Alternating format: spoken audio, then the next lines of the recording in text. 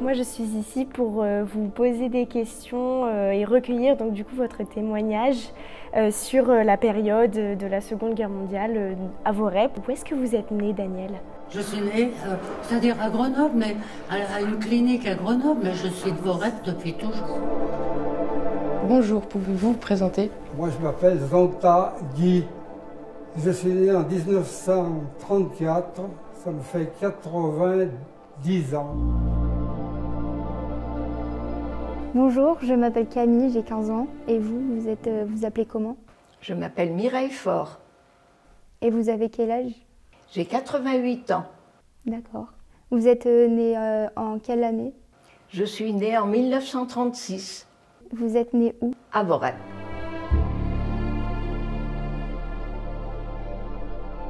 Ça fait 32 ans que je suis porte-drapeau, donc à Voreppe. Et donc, quel âge avez-vous lorsque la guerre a commencé ou a été déclarée? En 40, j'avais pas encore 6 ans, puisque je suis du mois de décembre. Et j'ai eu très peur parce qu'on est parti, on nous a fait partir. On est parti se cacher au Fontanil chez des cousins. En emportant, moi j'avais l'impression que je voulais tout emporter. Oui. Ça m'émeut. Oui, c'est normal. Bon, mais enfin bon, après on est revenu, mais à Voreppe ça bagarrait pas mal pendant ce temps-là, parce que c'était sur place la guerre. Mais bon, moi je me rendais pas compte de tout. Sauf que bon, on n'avait plus notre vie habituelle, quoi, voilà.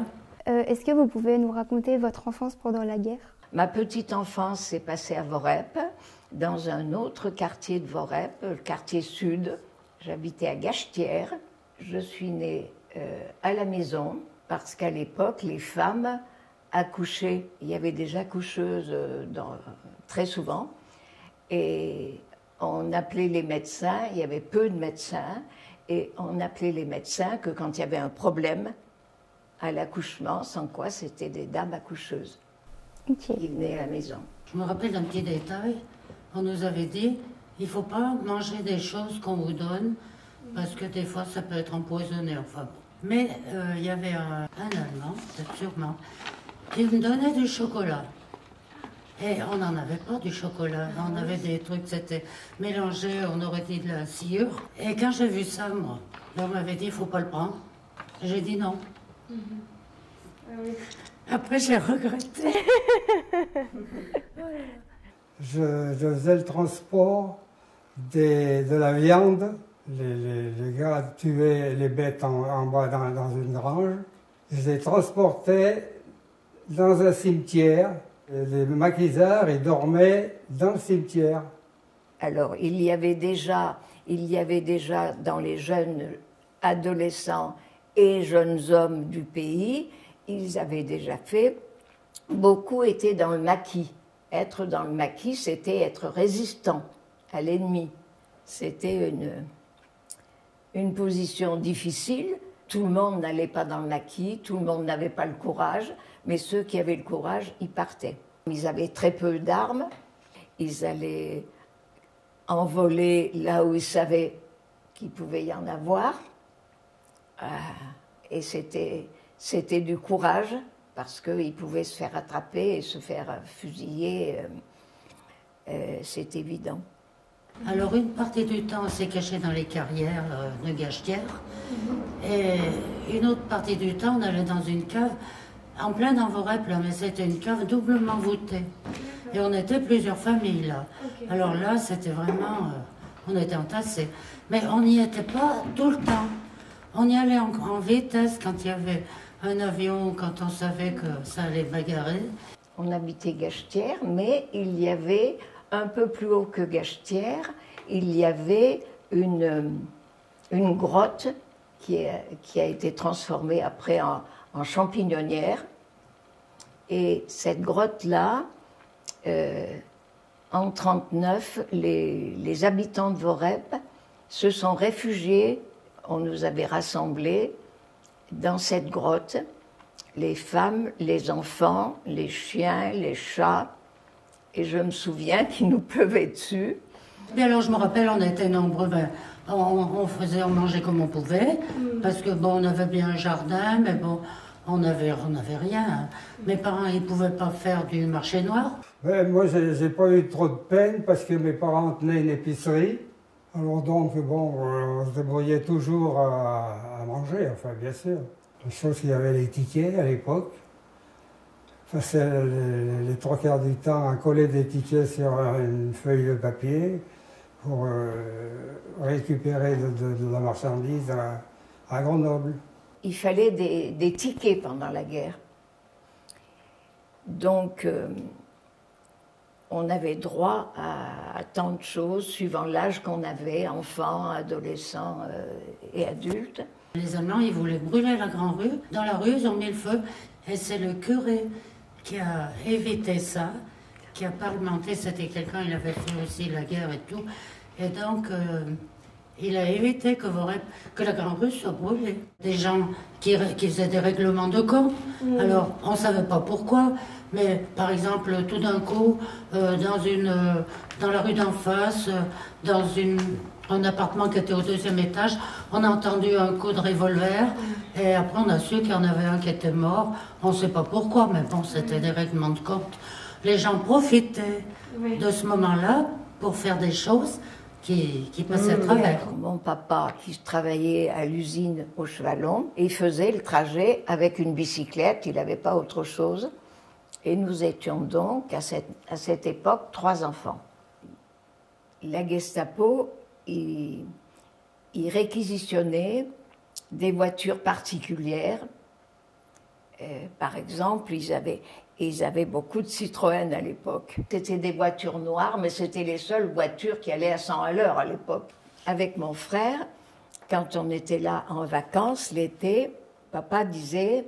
Vous mettez là-bas derrière le mur et quand vous voyez à travers les croisillons que vous voyez des tractions là-bas qui s'arrêtent et que vous voyez des gens descendre et venir vers chez nous, vite, vous venez m'avertir. Et il y avait donc à la chapelle, qui est le virage après moi, là où j'habite, c'est quand on monte à la Placette.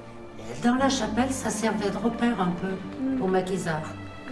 Et ils entreposaient des choses, peut-être des armes, j'en sais rien, ou de quoi manger. Est-ce que vous avez des souvenirs du couvre-feu? Oui. Il fallait qu'on mette aux fenêtres des papiers, parce que les volets avaient des petits trous.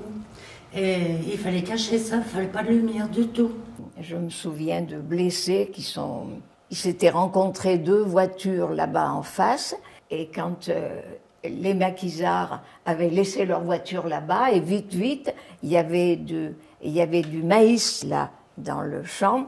Ils ont sauté dans le champ, et à travers le maïs, ils sont arrivés, mais il y en a un qui a pris une balle dans la cuisse là derrière, elle a explosé dans sa jambe, et là, il avait une plaie, on aurait dit une pivoine, une plaie ouverte dans sa jambe, donc son copain le tenait tant qu'il pouvait, et il espérait, parce qu'à l'époque, les Allemands, quand c'était les Allemands qui étaient là, ou même les miliciens, n'allaient pas dans la forêt. Je me rappelle quand on arrivait de l'école, parce qu'on allait encore à l'école quand même, on arrivait à la maison, il n'y avait rien dans le placard à manger, rien.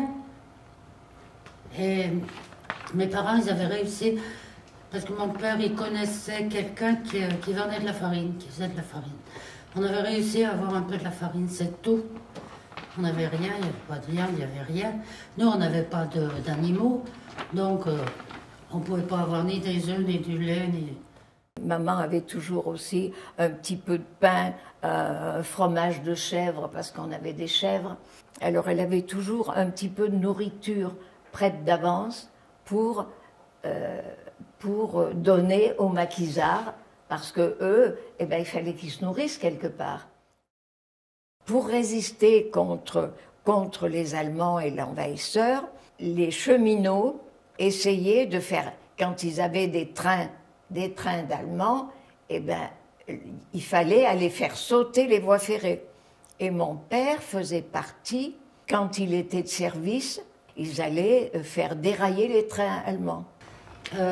Il y a des gens qui passaient sur la route en bas Du côté où il y a, comment, il y a Gamme-Vert, la maison de la ferme des Saveurs, là. Ils ne cherchaient pas la guerre. Ils ont été pendus après les arbres. Il y en avait au moins 5 ou 6, je ne sais plus combien. Et après, on les a ramenés devant la vieille église, sur les escaliers. Et nous, on était jeunes, on ne se rendait pas compte, on est allé voir ça.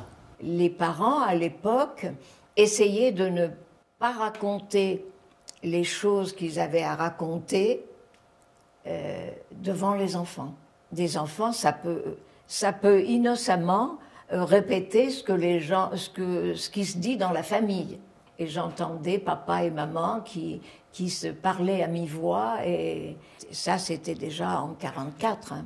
Il y avait même un facteur, on l'a martyrisé contre un portail, pour lui faire dire s'il avait porté des messages. Et non, il n'avait rien à se reprocher, et quand même, il est mort aussi. Il y a eu beaucoup de gens qui sont morts et qui ne méritaient pas. Les maquisards, donc je vous disais, maman, elle préparait toujours sa petite boîte pour leur donner, quand ils passaient, elle leur donnait de la nourriture. Elle leur disait, dépêchez-vous, filez dans la forêt, parce que dans la forêt, ils ne monteront pas. Est-ce que c'est vrai que Vorep a stoppé les Allemands? Oui, on les a stoppés même 2 fois. Dans une guerre antérieure, et là, en 1944, sur la place, pendant que les Allemands occupaient la place, on pouvait pas, ça c'était après, bien plus tard. Il y avait donc des barricades, on ne pouvait pas traverser. C'est là qu'on a arrêté l'invasion qui n'est pas allée à Grenoble. Et depuis, Vorep s'appelle Vorep la Vaillante. D'accord. Voilà. Quand les Américains sont arrivés dans Vorep, alors tout avec les chars, c'était beau. Alors, toutes les jeunes filles montaient sur les chars. Moi, j'étais encore petite. Ça, ils nous avaient donné des chewing-gums. On ne savait même pas à quoi ça servait. Bon, on ne savait pas s'il fallait y aller. Les Américains étaient arrivés. On a même reçu des Américains à la maison le soir pour le repas, tout ça. Et ma sœur aînée, qui était jeune fille à ce moment-là, il y en avait un qui lui faisait du baratin, qui l'avait pris sur ses genoux. Oh. Et une fois, les Allemands sont rentrés dans la maison. Maman était là. Ils sont rentrés et ils avaient la mitraillette au poing et ils donnaient des coups de pied dans les portes parce qu'ils s'attendaient peut-être à trouver quelqu'un derrière avec une arme. Et nous, on accrochait à la robe de maman qui avait peur de rien, elle les suivait. Et à l'époque, maman faisait des fromages parce qu'il fallait essayer de faire tout ce qu'on pouvait pour se nourrir. Puis elle avait 3 enfants. J'ai vu, moi, je me souviens, être rentrée dans la cave où elle avait mis des fromages dans un petit garde-manger. Et je me souviens d'un Allemand qui a voulu ouvrir le garde-manger pour prendre les fromages. Et il y a un gradé, mais pas un grand gradé, qui était là à côté, qui lui a tapé avec son fusil, il lui a tapé sur les doigts et il lui a montré les enfants.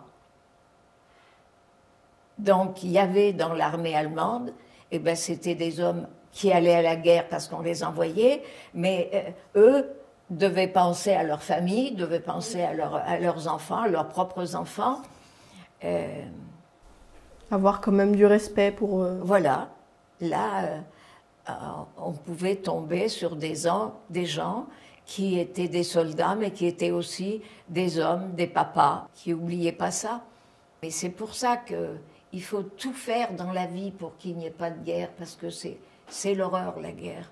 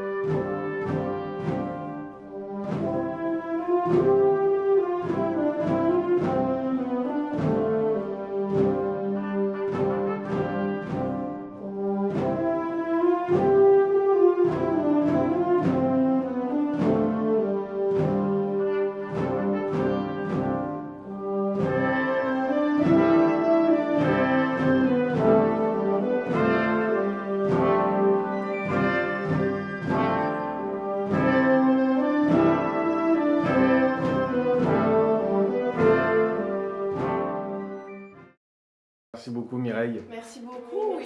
Mais de rien. Vous voulez un petit jus d'orange?